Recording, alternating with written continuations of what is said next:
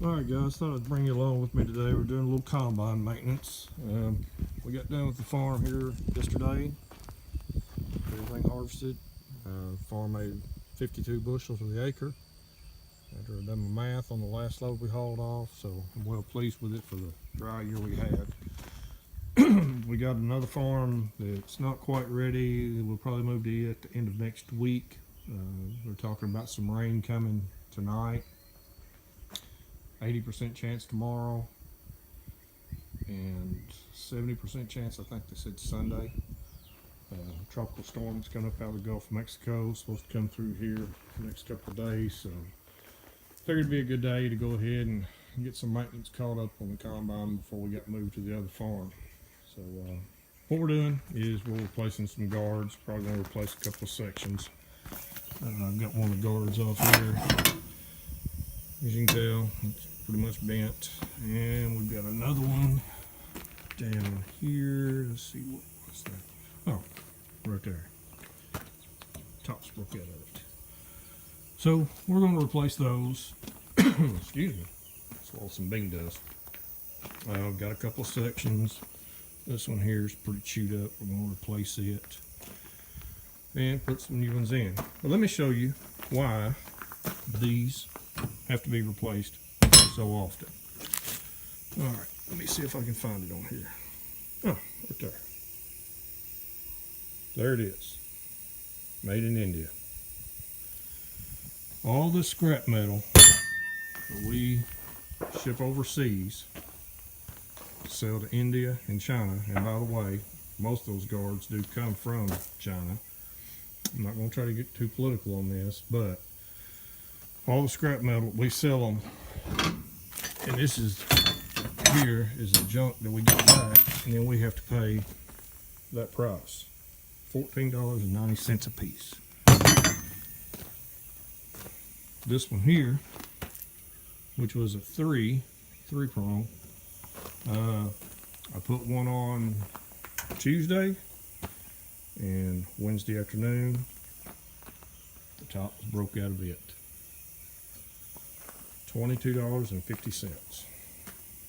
Yep, made in China. So anyway, this is what we're doing today. So I'm going to stop here for just a second. Can't hold the phone and take these sections out, but I'll turn it back on as we get through, or as I'm going through. And then we'll do a little walk around on the combine. I got a few comments on it in a previous video, so I'll do a little walk around on it maybe here in a few minutes. All right, talk to you in a minute.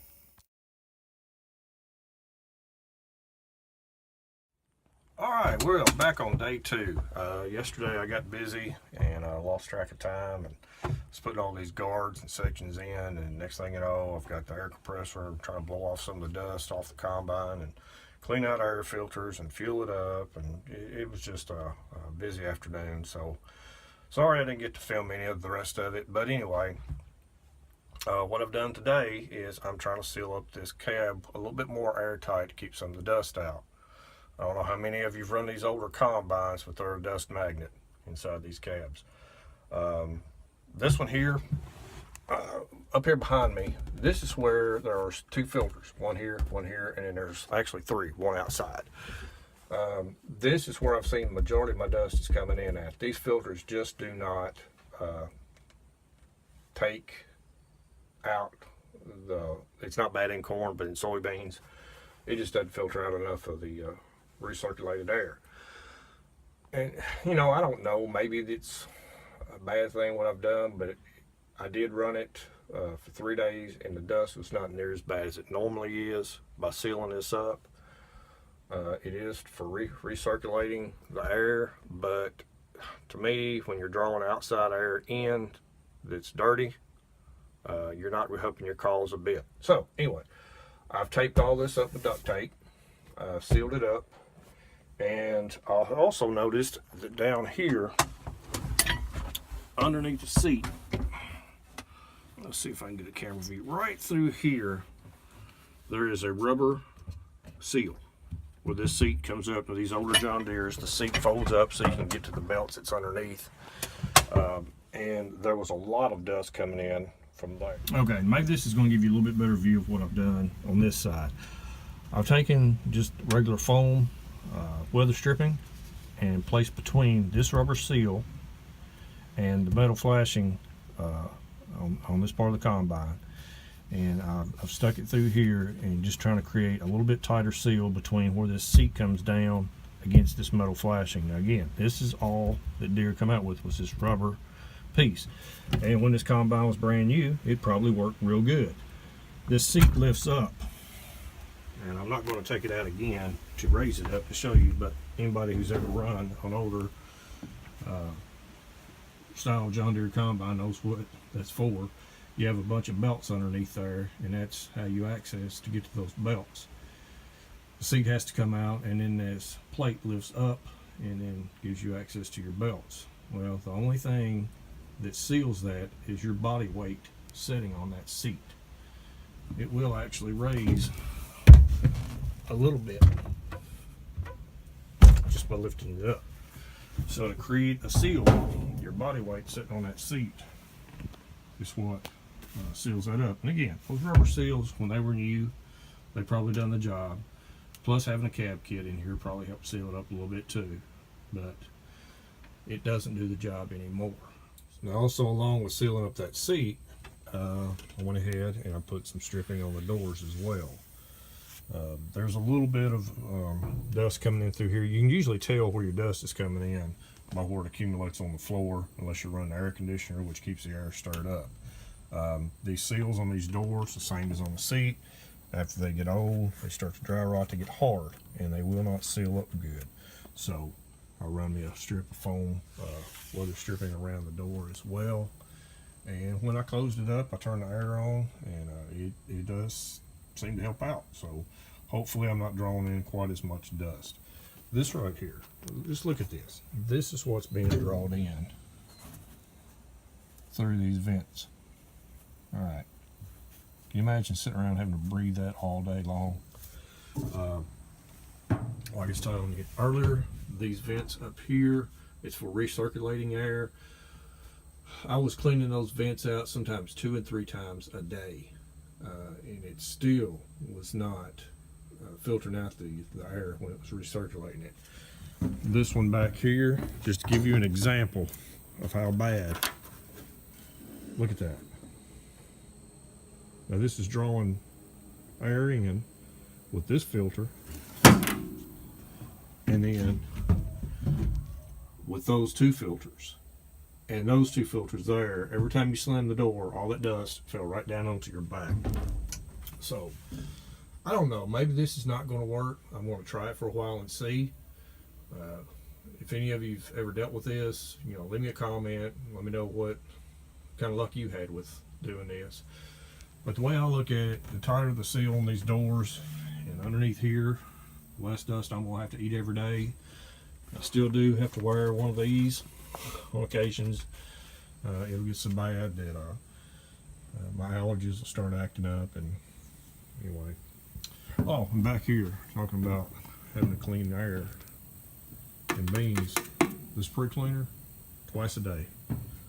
Minimum once a day. Every day has to be emptied out, but there's times it's has to be cleaned out at least twice a day. You've got a secondary cleaning element in this front part of the filter housing, and then the filter itself is inside this casing. Now this one here, obviously again once a day. This one sometimes twice a day, and every day I take that filter out and blow it out just to keep the dust out of the intake. But anyway, that's what we've been doing today. So that's what we've been doing today, is just getting, a little odd end thing on the combine ready to go. Hoping that maybe next week, by the end of the week, Thursday, Friday, and Saturday, I'm going to get moved to the second farm that we're going to start combining beans on. That field is going to be, or that farm, those fields are actually no-till beans. First year I picked this farm up, so I'm really anxious and curious to see what the yields are going to be on those. I went by and checked them this morning. I don't think they're going to be as good as what these were on this farm. Like I said yesterday, these beans averaged about 52 bushel, just a tad bit over 52 bushel to the acre. So I was well pleased with that. Normally I no-till everything. I'm not real big on conventional till. You lose a lot of your organic matter whenever you conventional till. But this farm, well, I'm 51 years old, and as far back as I can ever remember, this farm has never been ripped until last year. And I ripped it last year and disc it down in the spring, disc in my fertilizer, incorporated it, and it made a difference. So I'm thinking it probably, on an average, every 3 to 4 years, is what it calls for to get lime. Every time I lime it, I'm going to rip it, disc it, and incorporate fertilizer in the spring that way, and see how we go. I've got a neighbor that every year he still does conventional tillage. You know, it works for him, but I worry a lot about the soil erosion with conventional till, so, you know, but you get a lot of ground compaction, and that's a problem I have with this farm. I had severe ground compaction, and so it had to be ripped up. But anyway, the farm we're going to move to next probably month, after we get the beans off it, it's going to have to be limed, so I'm going to rip it and disc it in the spring. It's going into corn next year. So we'll see how that, you know, if that affects the yields compared to the guy who had it before me, what his yields were. But anyway, thanks for watching, and we're gonna have more videos coming. Like I said, probably Thursday of next week, if all goes well, the weather cooperates. I'm gonna start cutting beans on our second farm, and then we've got one more farm to do after that, and we'll try to get as much video as we can. All right, thanks for watching, guys, and remember, if you haven't subscribed, hit that subscribe button, thumbs up if you like the videos. Be sure and leave comments, tell me what I'm doing right. I'm really starting to enjoy doing these videos, but they are a little time consuming. You know, you have to stop and, you know, take the time to run these, but again, I'm enjoying doing them. So keep in touch, and we'll talk with you again soon.